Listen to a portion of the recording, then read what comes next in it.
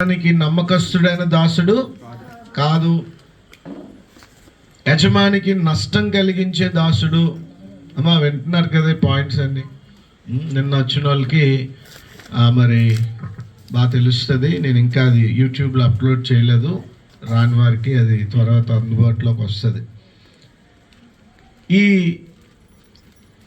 పనివాడు చెడ్డదాసుడు, ఈ చెడ్డదాసుడు కూడా ఒక మంచి పని చేశాడంట. తన యజమానుడు ఆ మంచి పనిని చూసి మెచ్చుకుంటూ ఉన్నాడు. ఏంటా మంచి పని అని అంటే, ఒక పక్క మోసం, ఒక పక్క దొంగతనం, ఒక పక్క యజమానికి నష్టపరిచిన ఆయన చేసిన ఒక మంచి పనిని యజమాని చూసి ఆశ్చర్యపడి మెచ్చుకుంటున్నాడు. అదేంటి అని అంటే ఫ్యూచర్ ప్లాన్. చెప్పండి. భవిష్యత్తు మీద తనకున్న ఒక నిరీక్షణ, ఒక అంచనా, ఒక ఖచ్చితమైన ఒక ప్లాన్ ఉంది. మోసం చేసేవాడికే ప్లాన్ ఉంటే, దొంగిలించేవాడికే ఒక ప్లాన్ ఉంటే, అపనమ్మకము అవిశ్వాసి అయిన చెడ్డదాసుడికే ఇంత ప్లాన్ ఉంటే, యేసు ప్రభు వారు అంటున్నారు, వెలుగు సంబంధికుల కంటే ఈ చీకటి సంబంధికులే యుక్తి గలవారని చెప్తున్నాడు. ఎవరు యుక్తి గలవారంట? చీకటి సంబంధికులు. కానీ చీకటి సంబంధికులు ఆయుష్కాలం ఎంత అని అంటే 70-85 సంవత్సరాలు, అటు తర్వాత పాతాళము. వెలుగు సంబంధుల ఆయుష్కాలం ఎంతనంటే 70-80 సంవత్సరములు, కానీ తర్వాత నిత్య జీవము. నిత్య జీవము, ఆత్మరక్షణ, పాపక్షమాపణ, మారు మనసు ఉన్న వాళ్ళేమో యుక్తి లేని వారని ప్రభు చెప్తున్నాడు. ఆత్మరక్షణ, దైవావేశము, దైవాలోచనలు లేకుండా చక్కగా బ్రతుకుతున్న ఈ లోక సంబంధికులేమో యుక్తి గలవారంట. యేసు ప్రభు మాట చాలా వింతగా ఉంది, విడ్డూరంగా ఉంది. కానీ ప్రభు వారి మాట ఆకాశం గతించొచ్చంట, భూమి గతించొచ్చంట, కానీ ఆయన మాట చిన్నది కూడా పొల్లైనను తప్పిపోదు. దేవునికి స్తోత్రం చెప్పండి. కొద్ది గట్టిగా చెప్పండి, 2 చేతులు ఎత్తి చెప్పండి, విశ్వాసంతో చెప్పండి. Very good. ఆశ లేకపోతే దేవుడు కూడా ఆశీర్వదించలేడు. నిన్న అంశం అదే కదండి. ఏముండాలి? ఆశ ఉండాలి. ఏ వెలుగు సంబంధికులకి ఎందుకు లేదా ఆశ? చీకటి సంబంధులకు ఉన్న ఆశ వెలుగు సంబంధులకు ఎందుకు ఉండటం లేదు? ఈ లోక సంబంధులకున్న తెలివితేటలు దేవుని బిడ్డలకి ఎందుకు లేదని ప్రభు ఇక్కడ ఆవేదన తెలియజేస్తున్నారు. సర్వోన్నతమైన దేవుని కుమారుడికి ఎలాంటి ఎగ్జాంపుల్ తీసుకోవాల్సి వచ్చిందో చూడండి. దేవాతి దేవుడు, మహాదేవుడు, మహాగణుడు, ఆయన నోరిపితే ఎన్నో ఆనిముత్యాలు రాలుతాయి. అలాంటిది ఆయనకి ఎలాంటి ఎగ్జాంపుల్, ఒక నెగిటివ్ వ్యక్తిని తీసుకొని వచ్చి ముందు పెట్టి ఒక పాజిటివ్ మెసేజ్ ఇస్తున్నాడు. ఫ్యూచర్ పట్ల వాడికి ఉన్న శ్రద్ధ, వాడికి ఉన్న ఆశ. వాడు మునిగిపోయాడు, ఆల్మోస్ట్ ఉద్యోగం పోయింది, దొరికిపోయాడు యజమానికి.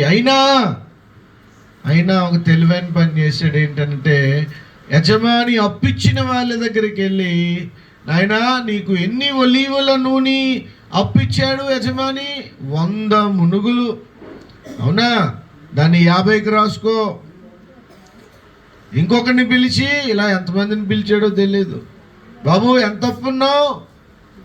100 మరి మునుగుల గోధుమలయ్యా అంటే దాన్ని 80కి రాసుకో, 20 కట్ చేయి.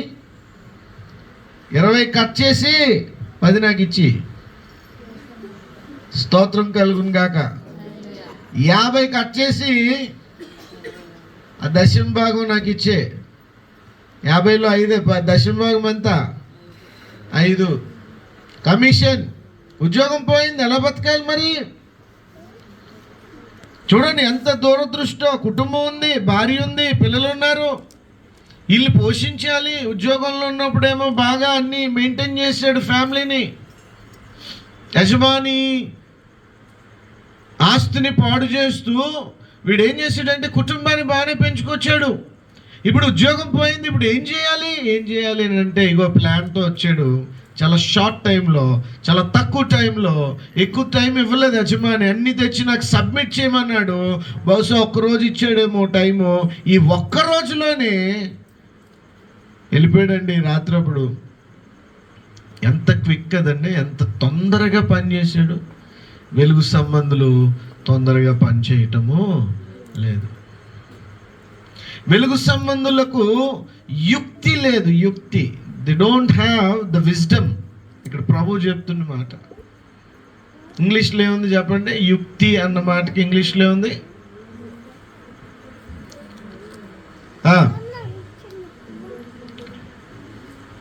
8వ వచనంలో ఉంటుంది. 16:8 లూకాసు వార్త.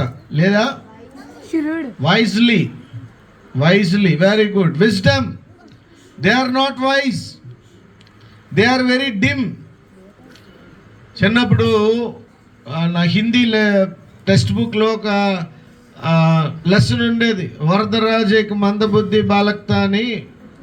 మందబుద్ధి హెబ్రీల గ్రంథకర్త కూడా అంటాడు, మాంద్యులై, చాలా స్పీడ్గా మనం పనిచేయట్లేదని యేసు ప్రభు బాధపడుతూ ఉన్నారు. మనము చాలా స్పీడ్గా ఆయనకు, ఆయన దర్శనానికి, ఆయన రాజ్యానికి, ఆయన చిత్తానికి, ఆయన మహిమకు మనము రియాక్ట్ అవ్వటం లేదంటండి. రియాక్ట్ అవ్వటం లేదు. We are very slow. ప్రభువారు ఈ ఎక్కడో బ్యాంక్లో పనిచేసుకుంటున్న నాకు ఈ దర్శనం ఇచ్చాడు, ఈ పిలిపిచ్చాడు. నా దర్శనం నాకు ముఖ్యం, దేవునికి స్తోత్రం. నా పిలుపు నాకు ముఖ్యం, దేవునికి మహిమ కలుగును గాక. నేను ఏవేవి మొదలు పెట్టానో అవి సంపూర్తి చేయడము నా బాధ్యత. దేవుడు నాకు ఇవి లెక్క అడుగుతాడు. నేనేవి ప్రారంభించలేదో, నాకు దేవుడు ఏది అప్పచెప్పలేదో దాని గురించి నాకు లెక్క అడగడు. ఇక్కడ మనం శ్రద్ధగా గమనించాల్సిన విషయం ఒకటి ఉందండి. ఎక్కడెక్కడ వారినో ఈరోజు ప్రభు తీసుకొచ్చి ఆయన రాజ్యంలో కూర్చోబెట్టారు. మనందరము ఆయన రాజ్య సంబంధులము. కానీ ఆయన బాధ ఏంటంటే ఈ రాజ్య సంబంధులు యుక్తి గలవారే లేరంట. దేనికోసం కొట్టుకోకూడదో దానికోసం కొట్టుకుంటున్నాం. దేనికోసం మనం పాకులాడాలో దానికోసం మనం ప్రాకులాడటం లేదు. Unnecessary things, we fight for unnecessary things and we don't fight for necessary things. యుక్తి లేదు. ఒక అథారిటీని మనం ఫాలో అవ్వటం లేదు. దేవుని సంగమా, యేసు ప్రభు వాపోతూ చెప్తున్నాడు, అయ్యో నా సంబంధులకు యుక్తి లేదు, చీకటి సంబంధులకు ఏమో బోల్డ్ అంతా యుక్తి ఉంది. నేను చెప్పాను కదా, కొత్త రకం దొంగతనాలు. ఇంటి బయటకు వచ్చి కొలాయిపేస్తారు. ఈ కొలాయి సౌండ్ విని ఆ ఇంట్లో ఆడవాళ్ళు వచ్చి తలుపు తీయగానే అర్ధరాత్రి దొంగలు ఇంట్లోకి వచ్చి మొత్తం అన్నీ దోచుకుంటున్నారు. కొత్త టెక్నిక్లు. ఒక దొంగ ఫోన్ కాల్ వస్తుంది, ఒక ఫేక్ కాల్. ఈ ఫేక్ కాల్ వచ్చినప్పుడు ఈ కాల్ మనకి ఎవరితో తెలియదు, ఎత్తేస్తాం. మనం మాట్లాడుతుండగానే మన ఫోన్ హ్యాక్ అయిపోతూ ఉంది. క్షణాల్లో నీ బ్యాంక్ అకౌంట్లోని డబ్బులన్నీ పోతుంటాయి. కొత్తమైన టెక్నిక్స్. ఎందుకంటే వాళ్ళ బుర్ర ఎలా ఉంటుందంటే పనిచేస్తూ ఉంటుంది, ఎత్తుకు పై ఎత్తు. మరి పగలు ఈ యొక్క వెలుగు సంబంధమైన మనం ఇంకెంత ఫాస్ట్గా ఉండాలనేది ప్రభు ఉద్దేశం. ప్రభు మనకి చెప్తున్నది ఏంటంటే, ఈ చీకటి సంబంధులే ఇలా ఉంటే మీరు వెలుగు సంబంధులు కదా, మీరు ఎంత యాక్టివ్గా ఉండాలి, ఎంత షార్ప్గా ఉండాలి. ఒక దొంగ అండి, ఆ దొంగకి ఫ్యామిలీ ఉంది. ఆ ఫ్యామిలీని పోషించుకోవడానికి ఎలాంటి ఎత్తేసాడో చూడండి, ఎలాంటి ఎత్తో. ఒక దొంగోడికి ఎంత కుటుంబం మీద బాధ్యత ఉందో, వెళ్ళిపోయి ఆ దొంగ లెక్కలు వేసేసి ఫ్యామిలీని సెక్యూర్ చేసుకుంటున్నాడు. చివరికి ఎలాంటి, నేను నిన్న చెప్పిందే చెప్తున్నా, ఇంకా ఈరోజు మెసేజ్కి వెళ్ళలేదు. ఈరోజు ఏం చెప్తానన్నాను? 3 కొండలు కదా, 7 కొండల కోసం చెప్తాను. అల్లు చెప్పండి. ఆ 7 కొండలు అక్కడెక్కడో కాదు, బైబిల్లోనే ఉన్నాయి, చెప్తాను ఈరోజు మీకు. స్తోత్రం చెప్పండి కలిగి. నేను ఎక్కలేని ఈ కొండలు కాదు, అసలైన కొండ కోసం చెప్తాను ఈరోజు. దేవునికి స్తోత్రం. ఈ యజమానుడు దారిలో వస్తున్నాడు రథం మీద. ఈ పనోడేమో, ఆ రథం ఉద్యోగం పోయిన పనోడే, ఉద్యోగంలో తీశారు. ఒక 6 నెలల తర్వాత ఈ యజమానుడు రోడ్డు మీద వెళ్తున్నాడు. వెనకాతల ఉద్యోగం పోగొట్టుకున్న దొంగదాసుడు కూడా నడిచి వస్తున్నాడు. ఎదురు ఈ 100 ఒలీవల మునుగుల నూనె అప్పున్నాడు, 100 మునుగుల గోధుమలు అప్పున్నవాడు, ఇద్దరు ఎదురెళ్తున్నారు. ఇప్పుడు వీళ్ళిద్దరికీ బెస్ట్ ఫ్రెండ్ ఎవరంటే అప్పిచ్చిన యజమానుడు కాదు, అప్పు తగ్గించిన దొంగదోసుడు. దేవునికి స్తోత్రం. అప్పిచ్చినోడి దగ్గరేమో వినయంగా ఇలా నమస్కారం పెడతాడు. అది దాటి వెళ్ళి, అయ్యా ఎంత మేలు చేసావయ్యా, దా భోజనం తిందు ఇంటికి. యజమాని పిల్లడు భోజనానికి ఎవరిని పిలుస్తాడు? దొంగోడికి డీలింగ్. అది దొంగ డీలింగు ఈ దొంగ రాజ్యంలో, ఈ చీకటి రాజ్యంలో. ప్రభు అంటున్నాడు, రే బాబు, వాళ్ళకే అంత అండర్స్టాండింగ్, అంత యుక్తి ఉంటే మీరు పాము వలె వివేకులై పావురం వలె అంటే అలా చేయమని కాదమ్మా. ఇప్పుడు మీరు అలాంటి పనులు ఏం చేయొద్దు. మీ యజమానుల దగ్గరికి వెళ్ళి, ప్రభు అది అప్రూవల్ ఇవ్వట్లేదు, మన నిజాయితీకి బతకాలి. అందుకే అన్నాడు ప్రభు, పాములా ఎలా ఉండాలి చెప్పండర్రా. మరి అదే టైంలో ఇంకోటి ఎలా ఉండాలి? 2 ఉండాలా. దేవునికి మహిమ కలుగును గాక. ఆడ ఆశ చూడండి, ఆ దొంగోడి ఆశ, ఆ దొంగోడికి ఫ్యూచర్ మీద ఉన్న ఆశ చూడండి. ఆ దొంగదోసుడికి భవిష్యత్తు జ్ఞానం గురించిన సబ్జెక్టు చూడండి. 60, 70, 80, 90 అధిక బలం ఉంటే 100 బతుకుతాడేమో.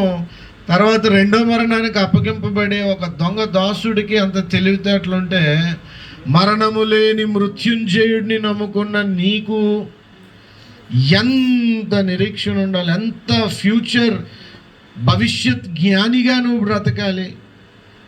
చిన్న దుర్వార్తలకే భయపడిపోతాం మనం. నేను చెప్పాను కదా, లారీలో ఆ శవం అనుకొని ఆ బాక్స్లో మన బ్యాచ్, అలాంటి బ్యాచ్ దూకిసారు వీళ్ళు. ఎందులో నుంచి? సంబంధులము. చెప్పండి, మనం ఎవరిమి? అందరి నోర్లు కదలట్లేదు. ఇంకొకసారి, మన ఆయుష్కాలం ఎంత? ఓయ్, మనం వెలుగు సంబంధులం. మన ఆయుష్కాలం ఎంత?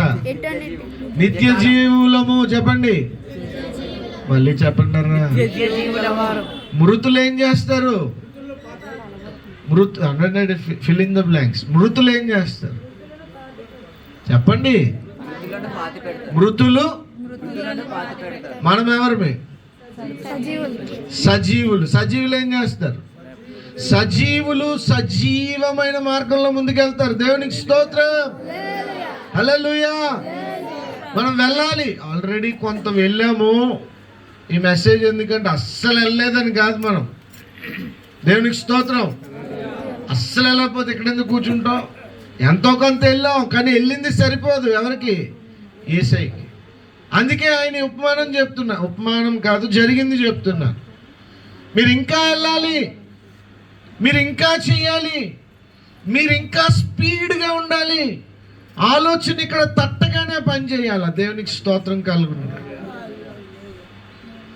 నేను పరిచర్యలో రోజు పోస్టర్స్ పెడుతూ ఉంటాను. ఆ పోస్టర్స్ ఏవో ఎతికినో పెట్టను, కానీ ఆయన నాకు ఇచ్చే తలంపుని ఇమ్మీడియట్గా పెడుతుంటాను. చాలాసార్లు నేను కూడా ఫెయిల్ అవుతుంటాను, ఆ తలంపుల్ని మిస్ అయిపోతుంటాను. దేవుడికి అలాంటివి నచ్చవు. We should act immediately.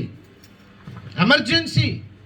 Government job చేసినప్పుడు ఆ పైనున్న అధికారి ఒక డ్యూటీ మనకు అప్పచెప్పినప్పుడు ఇమ్మీడియట్గా చేయాలా? ఇమీడియట్గా చేయకపోతే యజమాని అడుగుతాడు, ఏమయ్యా ఎందుకు చేయలేదు? ఎక్స్ప్లెనేషన్ ఇవ్వు, నాకు వైట్ పేపర్ ఇదిగో ఎక్స్ప్లెనేషన్ ఇవ్వు, ఎందుకు చేయలేదు నేను చెప్పిన పని. నీకు మెమో పంపిస్తాను నేను బాస్తో మాట్లాడి. Why didn't you do your job? ఇక్కడ ఏసీ ఏం చెప్తున్నాడంటే డ్యూటీ చేయాలా, ఓవర్ డ్యూటీ చేయాలా? స్తోత్రం చెప్పండి. ఏం చేయాలా? Over time. చెప్పండి. ఓవర్ టైం సంగతి దేవుడు ఎరుగు. అసలు టైమే చేయట్లేదు కొందరు కాదు, చాలామంది కొందరు చేస్తున్నారు. ఓవర్ టైం పని చేయమని ఏసీ చెప్తున్నాడు. Over time. ఈ దొంగోడు ఏం చేశాడమ్మా? సలోమి ఓవర్ టైం పని చేశాడు.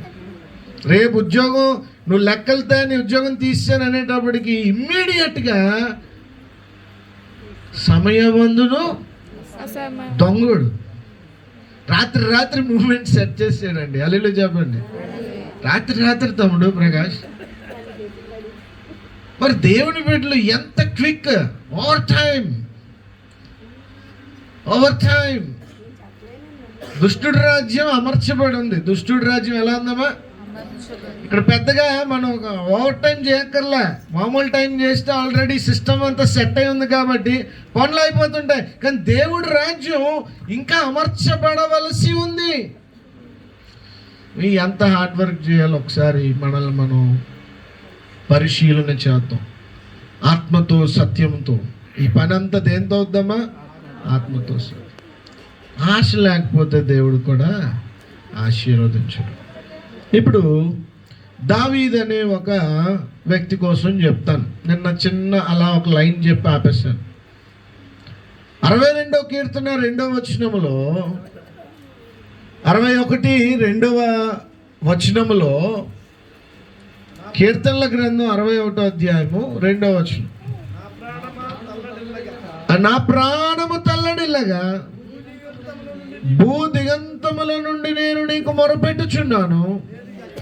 నేను ఎక్కలేనంత ఎత్తైన కొండకి నన్ను ఎక్కించుము తండ్రి అని ప్రార్థన చేస్తాను. హల్లెలూయా. ఎంత ఉంటుందండి వయసు దావీదుకి? మహారాజు ఒక గొర్రెల కాపరి గిటారు పట్టాడంటే దయ్యాలు వెళ్ళిపోవాల్సిందే. దేవునికి స్తోత్రం. కలం పట్టాడంటే ఆ కవిత్వానికి ఇంకా తిరుగుండదు. దేవునికి స్తోత్రం. ఆ కలం పడితేనే అవి ఇప్పటికీ మనం ధ్యానించుకుంటున్నాం. కత్తి పెట్టాడంటే కత్తి కాదు, రాళ్ళు. వడిసెల పట్టాడంటే గొలియాత్ కూడా ఏమో వాళ్ళ కుప్ప కూలిపోవాల. బ్యాక్గ్రౌండ్ చూస్తే గొర్రెల కంపు. ఏ కంపమ్మా? పెద్దగా రాజుగారి కోటలో కత్తిస్వామి తిప్పలేదు. రాజుగారి కోటలో విద్యను అభ్యసించలేదు. రాజుగారి స్నేహితులు ఈయనకి స్నేహితులు కాదు. అన్నలందరూ రే టీ తేరా, కాఫీ తేరా, రే ఇగో కత్తిస్వామి తిప్పి జబ్బలు నొప్పి పెడుతున్నాయి, ఒళ్ళు నొక్కరా,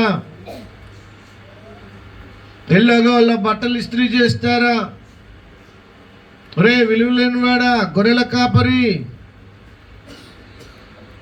చదువుకున్న అన్నయ్యలందరూ ఈ తమ్ముడిని చూస్తున్న కోణం.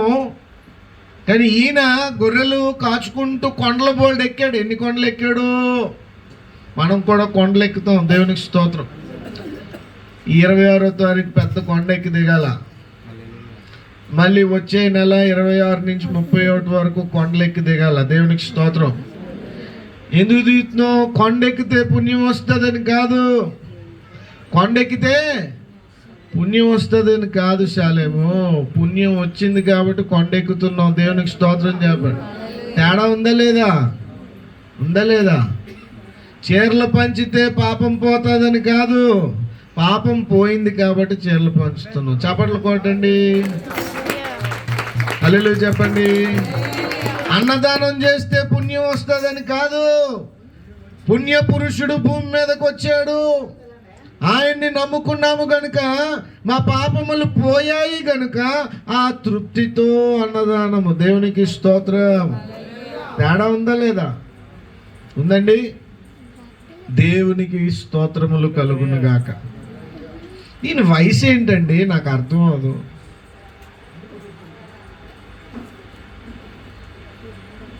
17 సంవత్సరాల్లో ఆయన అసలు కవిత్వం ఏంటండి?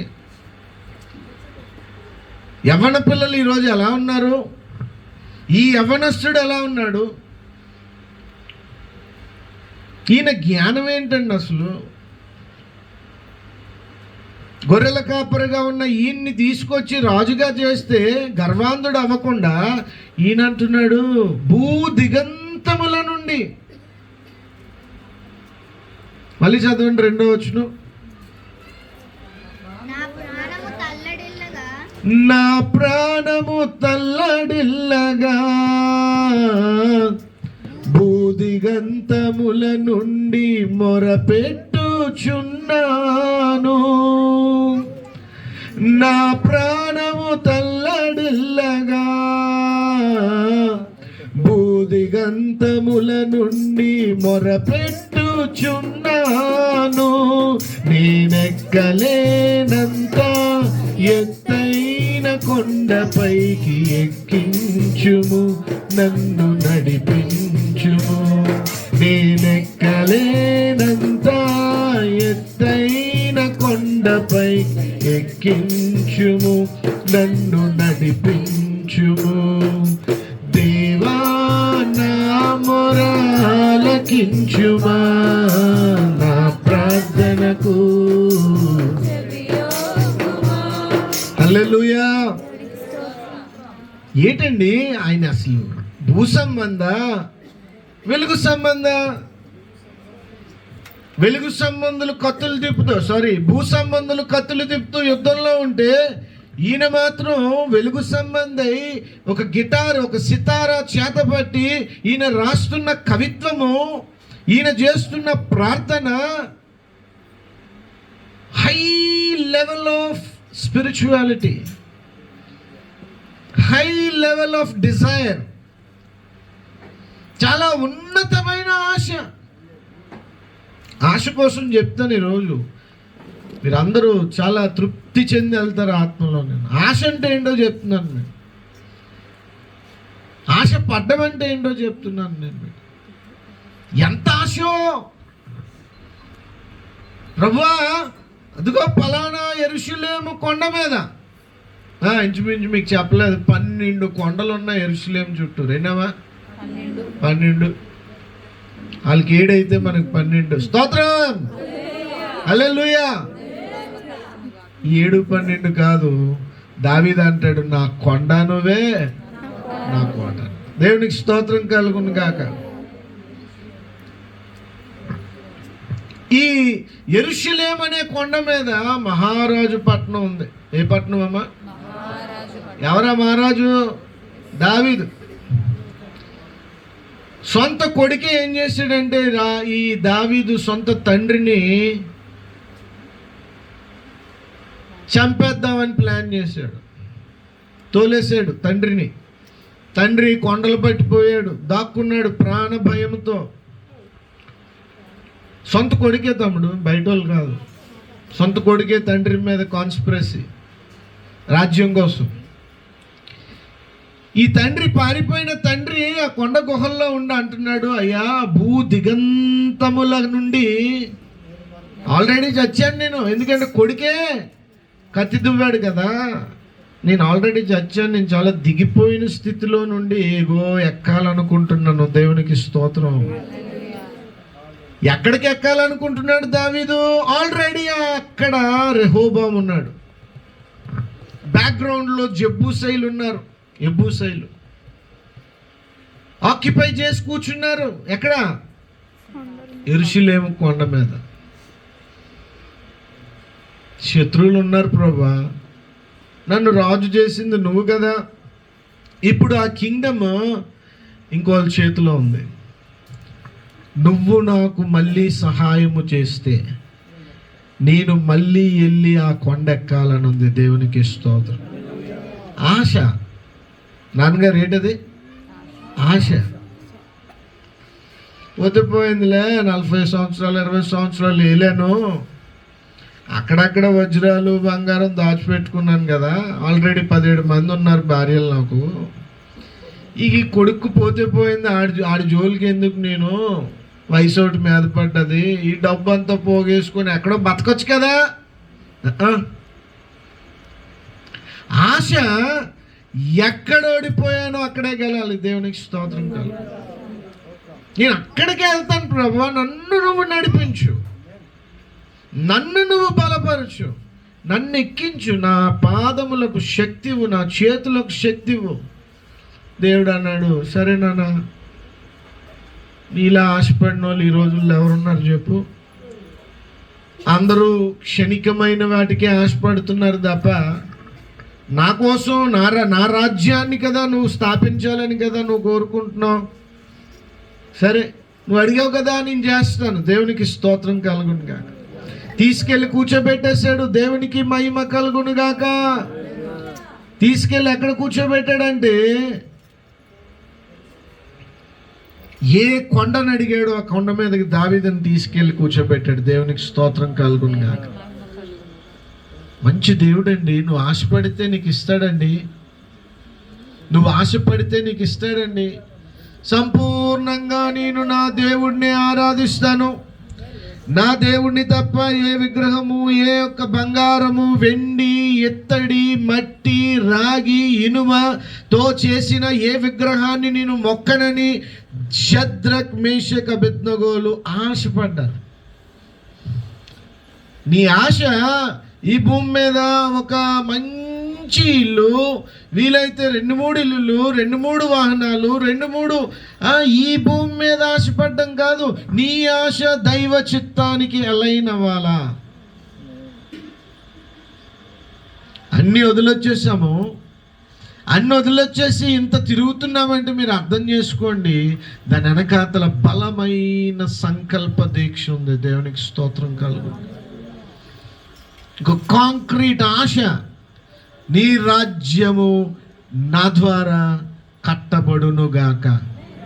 ఆశ, ఈ రాజ్యం వచ్చునుగాక అని అందరూ అనేస్తారు. ఈ రాజ్యం కానీ ప్రార్థన ఎవరు చేయాలి? ఆ ప్రార్థన ఎవరు చేయాలి? నేనే కదా. ఇప్పుడు ఆ ప్రార్థనలో ఉన్న అంశాలన్నీ ఎవరి ద్వారా జరగాలి? నా ద్వారా. అయ్యా, నా ద్వారా నువ్వెంత పరిశుద్ధుడువో ఈ లోకానికి తెలియాలా. నేనెంత పరిశుద్ధుడినో కాదు, నా ద్వారా నీ చిత్తం జరగాలి ప్రభువా, నా చిత్తం కాదు. దేవునికి స్తోత్రం. ఆశ, నువ్వెంత ఆశ పెడితే దేవుడు నీకు అంత బ్లెస్సింగ్ ఇస్తాడు. దేవునికి మహిమ కలుగును గాక. ఈ భూమి మీద నేను బ్లెస్ అయిపోవాలి ప్రభువా నువ్వు ఆశపడ్డావు అనుకో, అది కూడా ఇస్తాడు. కానీ నీకు ఒక రోజు చూడండి, ఇక్కడ ఒక మంచి మాట చెప్తాను. దావీదు ఎక్కాలి అనుకుంటున్న కొండ దావీదు దృష్టిలో యెరూషలేము అయితే, దేవుని దృష్టిలో దావీదుని ఎక్కించాలనుకున్న కొండ మరొకటి ఉంది. అర్థమైన వాళ్ళు హల్లెలూయా చెప్పండి. నువ్వు చాలా ప్రార్థనలు చేస్తుంటావు. శాలేం రాజు నవ్వుతున్నాడు, ఏదో అర్థమైంది. శాలేం చాలామందికి మనం చేసే ప్రార్థనలు మన కోణంలో చేస్తుంటాం, కానీ ఆ ప్రార్థనకు దేవుడికి ఒక కోణం ఉంటుంది. దేవునికి స్తోత్రం కలుగుతుంది. దావీదు ఇన్ని కొండలెక్కో ఆ యొక్క గొర్రెల్ని మేకల్ని మేపినప్పుడు నువ్వు చూడలేని కొండ ఏమన్నా ఉందా దావీదు? అన్ని కొండలు చూసేసావు, చివరికి యెరూషలేము కొండ కూడా చూసేసావు. ఈ యెరూషలేము కొండ శత్రువుల చేతిలో ఉన్నప్పుడు కూడా ఆ కొండ ఎక్కాలి, ఆ రాజ్యాన్ని స్థాపించాలని నువ్వు ఎంతో అనుకున్నావు కదా దావీదు. Super, very good. కానీ దావీదు, నేను అనుకున్న కొండ నిన్ను ఎక్కిస్తాను. దేవునికి స్తోత్రం. ఆ కొండ ఇంకేదో కాదు, యేసు ప్రభు అనే కొండ. దేవునికి స్తోత్రం. హల్లెలూయా. ఈరోజు మనం చాలా ప్రేయర్స్ చేయొచ్చు, చాలా ప్రార్థనలు చేయొచ్చు. నువ్వు చేసే ప్రార్థన నీ కోణంలో ఒకలా ఉంటే దేవుడి కోణంలో మరొకలా ఉంటుంది. దేవునికి స్తోత్రం కలుగును గాక. హల్లెలూయా, హల్లెలూయా. ఫ్యూచర్ ప్లానింగ్ ఒకటైతే ఇటర్నల్ ప్లానింగ్ మరొకటి. భవిష్యత్ ప్రణాళిక ఒకటి ఈ భూమి మీద, నిత్యత్వపు ప్రణాళిక ఒకటి ఉంటుంది. నిత్యత్వములో నువ్వు చేసుకునే ప్రణాళిక. దేవునికి స్తోత్రం. నిత్యత్వపు ప్రణాళికలో ఈ భూ సంబంధమైన భవిష్యత్ ప్రణాళిక కూడా ఇమిడై ఉంటుంది. కానీ భూ సంబంధమైన భవిష్యత్ ప్రణాళికలో నిత్యత్వపు ప్రణాళిక ఉండదు. అర్థమైన వాళ్ళు హల్లెలూయా చెప్పండి. ఆ బండి స్పీడ్ వెళ్తుంది, ఇంజిన్ హీట్ ఎక్కింది. దేవునికి స్తోత్రం. నేను తమ్ముడు వచ్చి చెప్తున్నాడు, అన్న కొంచెం డీప్ అయిపోయింది అన్న నిన్న మెసేజ్. మరి లోతు వెళ్తే చేపలు పడతాయి. చేపలు ఎక్కడ పడతాయి ప్రకాష్? పేతురుతో ఏమన్నాడు ఏసయ్య? కొంచెం లోతుకెళ్ళు, కొంచెం లోతు. ఆ నడిపించు నానావలో కూడా ఆ పాట ఉంటుంది. ఏంటమ్మది? అది కాదు అమ్మా, లోతైన జలములలో లోతున వినబడు స్వరమా. దేవునికి స్తోత్రం. ఆ లోతుకి వెళ్దామా వద్దా? వెళ్దామా? దేవునికి మహిమ కలుగును గాక. దేవుడు అనుకుంటున్నాడు దావీదుతో, దావీదు నీకు కొండ ఎక్కించేస్తాను, కానీ నువ్వు ఎప్పుడు చూడని కొండ నేను నీకు ఎక్కిస్తాను. ఏ దేవుడు ఆశపడుతున్నాడు. నీ ఆశ, నువ్వు ఒకటంటే దేవుడికి 2 ఉంటాయి, నువ్వు 2 అంటే ఆయనకి 4 ఉంటాయి, నువ్వు 4 అంటే ఆయనకి 8 ఉంటాయి. అందుకే ఆయన ఎక్స్పెక్టేషన్ పాయింట్ అవ్వద్దు. నువ్వెక్కలేని కొండ నీ చేత ఎక్కిస్తాడు. అది నీ బాధ్యత కాదు, నిన్ను పిలిచినాడు బాధ్యత. నిన్ను పిలిచినాడు నిన్ను వదలడు. నిన్ను ఒక దర్శనం ఇచ్చి స్థిరపరిచిన వాడు నిన్ను వదలడండి. ఏం ఆశ అండి దావీదు. దేవునికి స్తోత్రం కలుగును గాక. ఒకరోజు ఈస్ట్ ఇండియా కంపెనీ ఒక మీటింగ్ పెట్టింది. ఈస్ట్ ఇండియా కంపెనీ అంటే బ్రిటిషర్స్ కంపెనీ. అది భారతదేశానికి వారు వ్యాపార నిమిత్తం వచ్చేసి, బాగా వినండి, మంచి విషయాలు చెప్తాను. వారు వ్యాపారం పేరిట మెల్లిగా భారతదేశాన్ని వాళ్ళ కబంధ హస్తాల్లోకి తీసేసుకొని మనల్నే బానిసలుగా చేసేసుకొని మనల్ని ఏలారు. ఇంచుమించు 400 years వాళ్ళు ఏలారు మనల్ని. ఈ ఏలుతున్న టైంలో ఒక మీటింగ్ పెట్టింది ఈస్ట్ ఇండియన్ కంపెనీ బ్రిటిష్లో, ఇంగ్లాండ్లో పెట్టి, బాబు ఇండియాకి వెళ్ళాలి, ఇండియాకి వెళ్ళి మన వ్యాపారం అక్కడ బాగా వృద్ధి చెందినట్లు మీరందరూ మంచి మంచి స్ట్రాటజీస్తో అక్కడికి వెళ్ళి వ్యాపారాలు చేయాలి అని మీటింగ్ పెట్టినప్పుడు ఎవరెవరు వెళ్తారు ఇండియాకి? అగ్రదేశం. ఇండియా అంటే చాలా పల్లెటూరు, చాలా దిగువ స్థాయి ఎకనామిక్ మరి సివిలైజేషన్ లేని టైం అది. అలాంటి టైంలో ఇండియాకి ఎవరు రావాలనుకుంటారు? ఎవరు చేతులు ఎత్తలేదు. ఇంతలో ఒక కుర్రోడు చేయతాడు, సార్ నేను వెళ్తాను ఇండియాకి. ఒరే నీ వయసు చిన్నది, నువ్వేమో బైబిల్ పట్టుకొని తిరుగుతున్నావు, మేమేమో ఈస్ట్ ఇండియా కంపెనీ రాజ్యం కట్టే వాళ్ళ కోసం మేము చేతులు ఎత్తమని అడిగితే నువ్వేట్రా యేసయ్య రాజ్యం కడతానని చేతులు ఎత్తున్నావు అని తిట్టేశారు. తిట్టేస్తే నిరుత్సాహంతో కూర్చుండిపోయాడు. ఆ కూర్చుండిపోయిన వ్యక్తి పేరే విలియం కేరీ. ఈ విలియం కేరీ ఏం చేశాడంటే, ఇండియాకి వెళ్ళి సువార్త చెప్పాలా, దేవుడు తనలో పెట్టిన దర్శనం, ఇండియాకి వెళ్ళాలా, నేను ఇండియాకి వెళ్ళాలా, సువార్త చెప్పాలా, ఇండియాలో చాలా దేవుడి కోసం బలమైన సూరకార్యాలు నేను చేయాలా, నేను వెళ్ళాలనుకున్నాడు. దొంగ టికెట్ కొన్నాడు లంచం ఇచ్చి. 6 నెలల్లో సంవత్సరం కష్టపడి కొంత డబ్బు బాగా వినండి, సేవ అంటే ఏంటో, సంపాదించి డబ్బు దాచి ఆ డబ్బులో లంచం ఇచ్చి ఒక పడవ ఎక్కాడు. బిక్కు అనుకోని ఆ పడవలో కనుక వాళ్ళకి తెలిస్తే చంపేస్తారు, సముద్రంలో చంపేసి పడేస్తారు. భార్యని పిల్లల్ని పట్టుకొని ఇండియా వచ్చాడండి. దొంగ పాస్పోర్ట్, అఫీషియల్గా కాదు అన్అఫీషియల్గా. ఇండియాలో ఒక స్నేహితుడు ఉంటే ఆ స్నేహితుడిని పట్టుకున్నాడండి. టు కట్ షార్ట్, ఈ వ్యక్తి ఏమేం చేశాడో చెప్తానేనండి. తన భాష కాని 34 భాషలు నేర్చుకున్నాడు. హల్లెలూయా చెప్పండి. వెలుగు సంబంధికులు 36 36 భాషలు అంట విలియం కేరీ. 36 లాంగ్వేజెస్.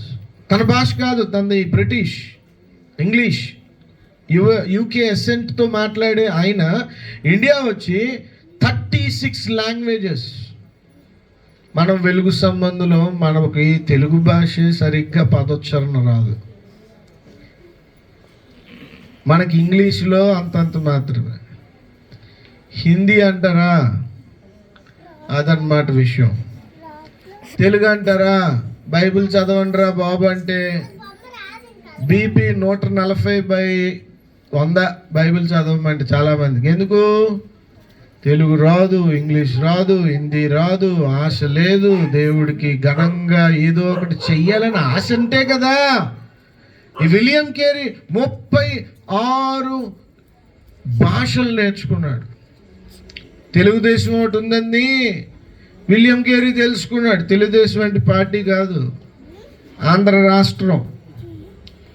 తెలుగు మాట్లాడే ప్రజలు ఆంధ్రప్రదేశ్లో ఉన్నారు. అందులో 3 ప్రాంతాలు, తెలంగాణ, ఆంధ్ర, రాయలసీమ. తెలుసుకున్నాడు. కోల్కతా వచ్చాడు. కోల్కతాలో వచ్చి కూర్చోలేదు. మలేరియా దోమ కుట్టి అలా ఆవిడ చచ్చిపోయింది. మలేరియా దోమ కుట్టి నీళ్లు పడక కొడుకులిద్దరూ చచ్చిపోయారు. పాతి పెడుతూ అలా ఆవిడని పాతి పెడుతూ అలా ఆవిడ కంటే ముందు పిల్లలు చచ్చిపోయారు. పిల్లల్ని పాతి పెడుతూ ఉంటే వాళ్ళ స్నేహితుడు, ఈ దొంగ పాస్పోర్ట్ మీద వచ్చాడు కదా, ఆ స్నేహితుడు ఇండియాలో ఆశ్రయించిన బ్రిటిషర్ వాడు ఉంటే, ఒరే వెళ్ళిపోరా, ఈ సేవ ఎందుకురా, నువ్వైనా బతుకుతావు, మీ ఆవిడన్నా బతుకుతుంది. ఒరే బాబు నీకు తెలీదు, ఆ పిలుపులో ఉన్న భారం ఏంటో నీకు తెలియదు. ఆశ. నేనెక్కలేని కొండ ఎక్కించడం అంటే అది మామూలు ఇనప తీగల కొండ ఎక్కమంటేనే మనోళ్ళు నన్ను ప్రేమతో బోల్డ్ మాటలు అంటారు. అవన్నీ నా మీదకి బ్లెస్సింగ్స్. నాకు అవి నా వరకు వచ్చేటప్పుడు పువ్వులు అయిపోతాయి.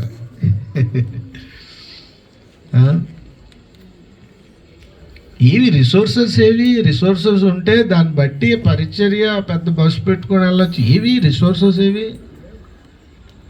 ఉన్న దాంట్లో అన్నీ చేయాలా. ఉన్న దాంట్లో ఉమేష్ దగ్గర లాగాల్సింది లాగాల, ప్రకాష్ దగ్గర లాగాల్సింది లాగాల. వాళ్ళు ఏవో బాధలో ఏటన్నా అవి నా మీద పువ్వులు వచ్చాయి, పువ్వులు అయిపోతాయి. మళ్ళీ దేవునికి స్తోత్రం. ఏవి రిసోర్సెస్? ఎక్కలేని కొండ ఇది, ఎక్కిగలిగే కొండ, ఎక్కలేని కొండ. దేవునికి స్తోత్రం. సరే, వీళ్ళు 3 చనిపోయారు. చనిపోయిన తర్వాత ఆపలేదమ్మా పరిచర్య. 36 లాంగ్వేజెస్లో బైబిల్ని తర్జుమా చేశాడు. దేవునికి స్తోత్రం. మీరు పట్టుకున్న బైబిల్ ట్రాన్స్లేట్ చేసి బ్రాహ్మణ్ పంతులు పండితులను కూర్చోబెట్టి, ఇంచుమించు ఎంతోమంది, చాలా 70 మెంబర్స్ పంతులను కూర్చోబెట్టి బైబిల్ని తర్జుమా చేసి ఆ దస్తావేదంతా తీసుకెళ్ళి గొడౌన్ ప్రెస్లో పెడితే ప్రెస్ తగలడిపోయింది. హలో, ఏమైంది? ఈ బైబిల్ మనకు రాకముందు తెలుగు బైబిల్ అంతా తయారు చేసి తర్జుమా చేసి భార్య పిల్లలు అందరు చనిపోయారు. అందరికి స్మారక కూడికలు అయిపోయాయి, జ్ఞాపకార్థ కూడికలు అవుతున్నాయి ప్రతి సంవత్సరం. అయినా ఆశ చావలేదు. దేవునికి స్తోత్రం. నేను ఎక్కలేని కొండ ఎక్కాలి, తెలుగు ప్రజలకు బైబిల్ ఇవ్వాలి. మనమైతే తట్టబుట్ట ప్యాక్. ఎవడరా పాస్టరు నా మీద చేసి ప్రేర్ చేసినాడు, నన్ను సేవకు పంపించినాడు, ఆవిడు ఇలాంటి పరిస్థితి భార్య పిల్లలకు నిందలేస్తారు. కానీ ఒక deep conviction, deep dedication. William Carey 36 భాషల్లో బైబిల్ని తర్జుమా చేస్తే ఆ ప్రెస్లో తగలడిపోయింది. బైబిల్ బూడిదైపోయింది. ఎంతో డబ్బులు, ఎన్నో కష్టాలు పడ్డాడు విలియం కేరీ, మొత్తం బూడిదైపోయింది.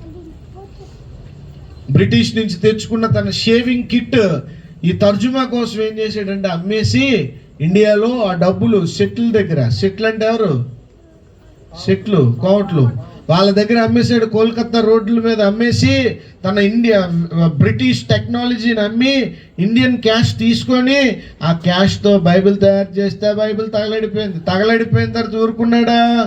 మళ్ళీ కష్టపడి డబ్బులు సంపాదించి మళ్ళీ బైబిల్ తర్జుమా చేయించి నీకు 66 పుస్తకాలుగా నీ చేతిలో పెట్టిన గొప్ప దేవుని సేవకుడు విలియం కేరీ.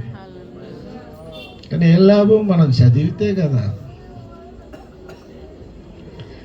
బైబిల్లో చాలామంది చాలా నలిగి సంవత్సరానికి 2 సంవత్సరాలకి బైబిల్ మార్చేస్తుంటారు. ఎందుకంటే అంత ఎక్కువ చదువుతారు.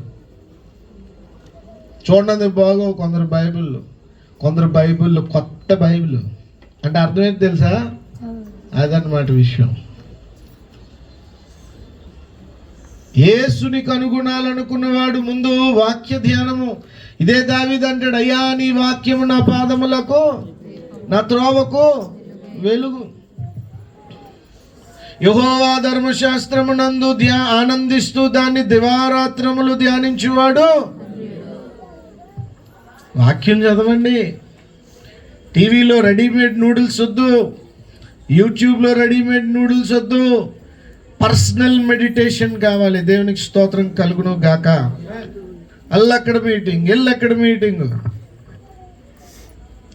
ప్రతి మీటింగ్కి నువ్వు వెళ్ళావంటే నీ విలువ ఉండదు. నీకు అంటే నీలో స్థిరం లేదని అర్థం.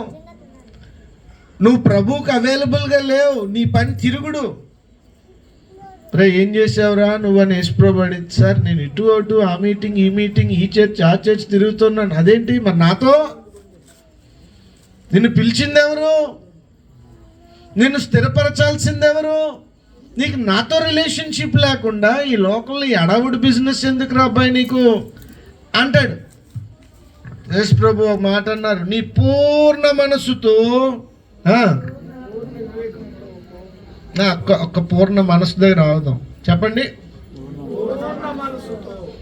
ఎందుకన్నాడు అంటారా మాట?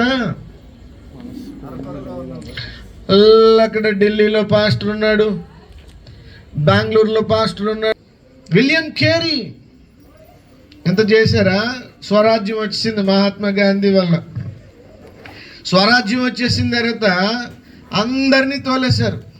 ఎవరు? భారతీయులు. బ్రిటిషర్స్ అందరినీ తోలేశారు. అందరినీ తోలేసిన విలియం కేరీ తెచ్చిన యేసయ్యని ఇండియా వాళ్ళు పంపించలేకపోయారు. చప్పట్లు కొట్టండి. విలియం కేరీ తెచ్చిన యేసయ్య ఇండియాలో ఉండిపోయాడు. విలియం కేరీని పంపించిన లేదా పంపించకుండా వదిలేసిన ఈస్ట్ ఇండియన్ కంపెనీని మాత్రం ఇండియా బయటికి పంపించేసి. హల్లెలూయా చెప్పండి. బ్రిటిషర్స్ వెపన్స్ని ఇండియా వాళ్ళు తీసేసుకొని మ్యూజియంస్లో అయితే పెట్టారు, కానీ బైబిల్ ఇండియా మొత్తం ఉంది. దేవునికి స్తోత్రం. కారకుడు ఎవరంటే విలియం కేరీ. ఏంటి విలియం కేరీనే దేవుడు ఎందుకంత హైలైట్ చేశాడు హీరోలాగా అని అంటే ఆశ. చెప్పండి, ఆశ, ద డిజైర్, నా ప్రభువు కోసం. ఈరోజు నీ చేతిలో బైబిల్ ఉందంటే కారకుడు అంటే దేవుడు కృపే, దేవుని పరిశుద్ధాత్ముడే చేయించిన ఆ యొక్క పని ఎవరి చేత చేయించాడంటే హోలీ స్పిరిట్ విలియం కేరీ ద్వారా చేశాడు. దేవునికి స్తోత్రం కలుగును గాక. హల్లెలూయా. బైబిల్ ఇండియా మొత్తం అండి, ఇండియా మొత్తం అండి, ఇండియా మొత్తం అండి. ఇప్పుడు బ్రిటిషర్స్ ఎలా పరిపాలించారు, వాళ్ళు వాడిన టెక్నాలజీ ఏంటి, వాళ్ళు వాడిన వెపన్స్ ఏంటంటే కోల్కతాలో కొన్ని మ్యూజియంస్ ఉన్నాయి, అక్కడక్కడ మ్యూజియంస్లో ఇండియాలో దొరుకుతుంది. కానీ విలియం కేరీ ఇన్వెంట్ చేసిన బైబిల్ మాత్రం ఇండియా మొత్తం వ్యాపించింది. దేవునికి స్తోత్రం కాదు. మనం పరిచయం చేస్తున్న కువి జాతి ప్రజల మధ్య కూడా బైబిల్ వచ్చేసింది. హల్లెలూయా చెప్పండి. చూసారా ఎంత ఎంత హార్డ్ వర్క్, ఎంత ఆశ. డబ్బుల్లో విలియం కేరీ కష్టపడి తనకున్నదంతా ఖర్చు పెట్టేశాడు. బ్యాక్గ్రౌండ్లో బ్యాంక్ సేవింగ్స్ లేవు. దేవుడు చూస్తాడండి, ఉత్తినే ఎవరిని బ్లెస్ చేయడండి. ఉత్తినే అబ్బే ఏవో ఆ మాట ఈ మాట అంటే అవ్వదు. Ministry is a deep conviction, deep dedication. ఉన్నదంతా ఖర్చు పెట్టాడు విలియం కేరీ. ఇప్పుడు ఒక మాట చెప్తాను. కోల్గేట్ కంపెనీ ఉంది. కోల్గేట్ కంపెనీ, ఈ కంపెనీ ఓనర్ ఏమనుకున్నాడంటే, నేను నా దేవుడికి దశంభాగం ఇవ్వడం కాదు కానీ దశంభాగమే నేను ఉంచుకుంటాను. హల్లెలూయా చెప్పండి. 90% నేను దేవుడికి ఇచ్చేస్తాను అలాడు. కోల్గేట్ తెలుసు కదా, ఒకప్పుడు కోల్గేట్ పౌడర్లో వచ్చేది, ఒక డబ్బా పౌడర్. నా చిన్నప్పుడు దాన్ని ఎలాగ వేసుకొని ఆ బ్రష్ లేకపోతే చేతిని ఇలా ముంచుకొని తోముకునే వాళ్ళం కదా. ఆయన ఎప్పుడైతే దశంభాగం తానుంచుకొని 90% ప్రభు సేవకి ఇవ్వడం స్టార్ట్ చేశాడో, ఆ దశంభాగమే ఎక్కడ దాచుకోవాలో అర్థం కానంత సంపద అయిపోయింది. కోల్గేట్ లేని దేశం లేదు. ఆఫ్రికా వెళ్ళినా, ఆఫ్రికాలో దట్టమైన అడవుల్లో ఆ జాతి ప్రజల దగ్గరికి వెళ్ళినా వాళ్ళ దగ్గర ఏముంటుంది తెలుసా? కోల్గేట్. దేవుడికి స్తోత్రం. మనం కానుకలు ఇస్తుంటాం, కానుకలు ఈ పిల్లలకి. భర్త ఒక 100 రూపాయలు వేస్తాడు, భార్య ఒక 100 రూపాయలు వేస్తుంది, పిల్లలకి చెరుకు 10 రూపాయలు వేస్తారు. కొందరు 50 రూపాయలు, ఎవరి స్తోమత బట్టి ఒక్కొక్క ఫ్యామిలీ ఒక్కొక్కలాగా దాన్ని బైఫర్గేట్ చేసుకుంటారు ఫ్యామిలీకి. ఇప్పుడు నా పాయింట్ ఏంటంటే, ఈ పిల్లలకి 10 రూపాయలు 5 రూపాయలు పూర్వం నాణ్యాలు ఉండేవి. పూర్వం నాణ్యాలు గరుగ్గా ఉంటే దాని వాల్యూ తక్కువ. పూర్వం మీకు కొంచెం అలాగా 10 పైసలు 5 పైసలు అన్న, 20 పైసలు 50 పైసలు, పావల, రూపాయి, ఇలా 5 రూపాయలకు వచ్చేటప్పటికి నున్నగా అవుతుంటాయి. ఎక్కువ గరుగ్గా ఉంటే తక్కువ వాల్యూ, స్మూత్గా ఉంటే దాని వాల్యూ ఎక్కువ. పూర్వం 80, 70ల్లో కానుకలు ఎలా ఉండేవంటే, అన్న 5 పైసలు వేస్తూ గొప్ప రోజుల్లో. పిల్లలకి ఏం చేసేవారంటే ఈ అనాలు ఇచ్చేవారు. అనాలు చాలా గొరుకు, చాలా రఫ్. ఈ పిల్లలకి ఈ తల్లిదండ్రులు అనా ఇచ్చే బదులు వీలేసే పెద్ద కానుక ఇస్తే, నా దేవుడికి నేను పెద్ద కానుక ఇస్తున్నానని చిన్నప్పటి నుంచి వాళ్ళకి మనం నేర్పించిన వాళ్ళం అవుతాం. లేదనుకో 10 రూపాయల దేవుడు అనుకుంటారు వీళ్ళు, 5 పైసల దేవుడు అనుకుంటారు వీళ్ళు. అమ్మా ఎవరికి నేను అర్థమవుతుందా? నువ్వు చిన్నప్పటి నుంచి వాళ్ళకి లేదమ్మా దేవుడికి పెద్దది ఇవ్వాలి, 5 పైసలు 10 పైసలు నీ దగ్గర ఉంచుకో, ఎందుకంటే నీకు తెలుసు ఆ స్తోమత ఏంటో, ఆ దేవుడు ఏంటో. కానీ పిల్లల చేత నువ్వు దేవుణ్ణి ఘనంగా నువ్వు సేవింపజేస్తే ఆ పిల్లలు రేపు ఒక విలియం కేరీ కావచ్చు, దేవునికి స్తోత్రం, ఒక దావీదు కావచ్చు. దేవా నేను ఎక్కలేని కొండ నన్ను ఎక్కించయ్యా. చిన్నప్పుడు నువ్వు వంచకపోతే పెద్ద అయితే నువ్వు వంచలేవు. ఆశ ఉండాలా. దేవునికి స్తోత్రం కలుగును గాక. ఈ నాయకుడుగా ఈ దావీదు నిలబడ్డాడండి. మీకు ఒకటి తెలుసా? టైం అయిపోయినట్టుంది. హల్లెలూయా చెప్పండి. టైం దగ్గర పడిపోయింది. మనం ఈ వెలుగు సంబంధులు ఎలాంటి వాళ్ళు చెప్తానేనండి. వెలుగు సంబంధులు ఇప్పుడు ఆ టాపిక్ రేపు, తరువాయి భాగం రేపు. దేవునికి స్తోత్రం చెప్పండి. రేపు చెప్తానులేండి, ఇప్పుడు చెప్పాలనుకున్నాను. కానీ వెలుగు సంబంధులు యుక్తి లేనివారు కదా, చీకటి సంబంధులేమో యుక్తి గలవారు కదా. ఈ యుక్తి లేని వారికి ఉన్న వెలుగు సంబంధులు ఎలాంటి వారో చెప్తానేనండి. వర్షం వస్తుంది, గొడుగు పట్టుకొని వెళ్తున్నాను. ఇంకొక ఆయన వచ్చారు, బ్రదర్ రండి ఈ గొడుగులోకి అన్నాను.